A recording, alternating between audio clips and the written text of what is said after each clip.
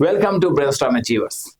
जैसा कि पिछले वीडियो में डिस्कस किए थे कि एक नंबर आपका डुप्लीकेट है एरे में, और उसके लिए आइडिया भी देखे थे। थोड़ा सा रिवर्स बैक करें, क्या है तो ये एक दिए थे एरे जिसमें कि 1 से n-1 इसमें वैल्यू था। अगर n5 है इस एरे का तो n-1 वैल्यू है। एग्जैक्टली एक नंबर मिसिंग है इसमें, तो वो सॉरी एक नंबर एक्स्ट्रा है। तो वो एक्स्ट्रा नंबर क्या है, तो हम ये बताए थे ये एक फार्मूला है। इस फार्मूला में क्या होगा कि ये इसका समेशन करने के बाद इसके साथ हम डिफरेंस करेंगे, जो एक्स्ट्रा होगा वो क्या होगा, मिसिंग नंबर होगा, तो सॉरी एक्स्ट्रा नंबर होगा। तो इसके लिए क्या करना है, फाइंड डुप्लीकेट नंबर, जो कि एग्जैक्टली ये कुछ भी नाम दे सकते हैं, अभी शॉर्टकट में लिख रहे हैं।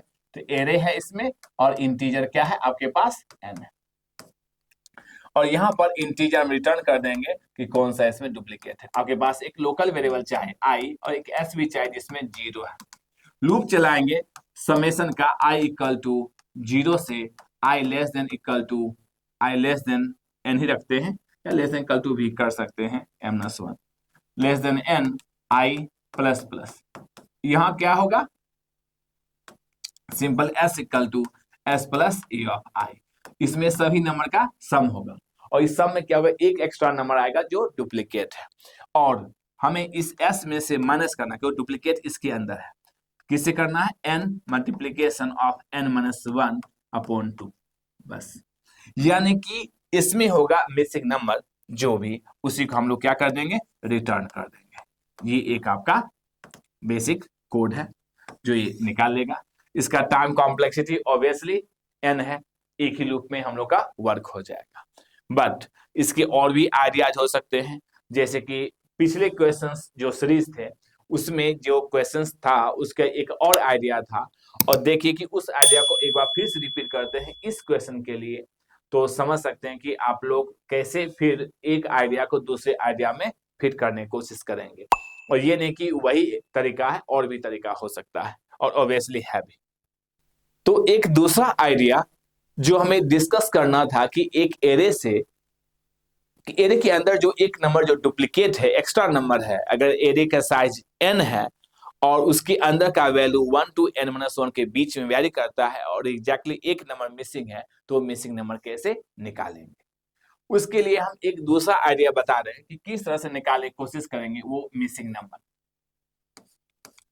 यानी यहां पर आपके पास इंडेक्स क्या है, 0 1 2 3 4 5 6 7 8, यानी n का वैल्यू क्या है, 9। इसके अंदर जो वैल्यू होगा 1 2 क्या होगा, 8 होगा, बस। अगर इसके अंदर 1 to 8 है, 0 नहीं है, ये ध्यान रखना है। 1 to 8 है और एग्जैक्टली एक नंबर डुप्लीकेट है। एज्यूम कीजिए यहाँ 3, यहाँ 6, यहाँ 1, यहाँ 4 और 8, 3 7 और उसके बाद 5, और एक और नंबर क्या होगा, 1 2 2 मिसिंग है इसमें, हाँ 2 रखते हैं। यानी इसमें डुप्लीकेट नंबर कौन सा है, डुप्लीकेट नंबर 3 है। अब ये है कि 3 डुप्लीकेट है, तो कैसे पहचानेंगे कि 3 डुप्लीकेट है।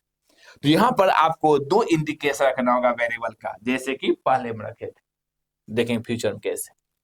पहला काम ये है कि आप सबसे पहले जाएंगे और 0 लोकेशन 3 है तो 3 कर देंगे क्या, माइनस। यानी 0 3 है तो 3 गए वहां क्या कर दिए, माइनस।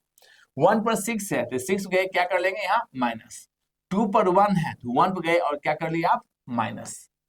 3 पे -4 है, तो यानी कि जब रीड करेंगे तो माइनस होगा तो उसको प्लस कर लेंगे, यहाँ चेंज नहीं करेंगे, बस रीड करने बाद माइनस है तो उसे प्लस कर लेंगे। यानी 4 है, 4 जाएंगे क्या कर लेंगे, माइनस।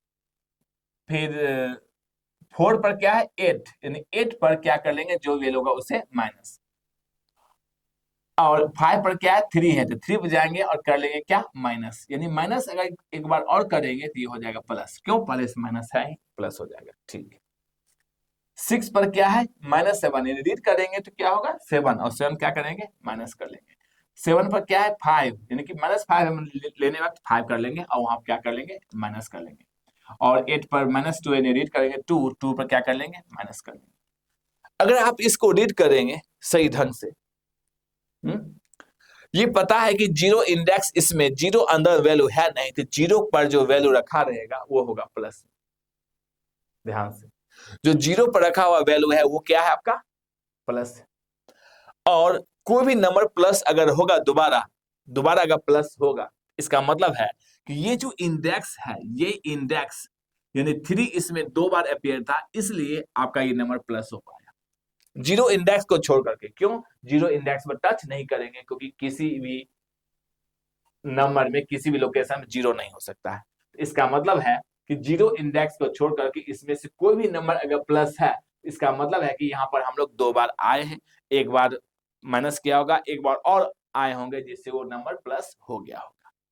यानी हम यहाँ कुछ फ्लैग सिस्टम के बारे में बात कर रहे थे, जैसे कि प्रीवियस क्वेश्चन में जीरो होना चाहिए और एन के लिए हमें वो 2 अलग केस बनाए थे, उसी तरह से यहाँ भी आपको केस बनाने हैं।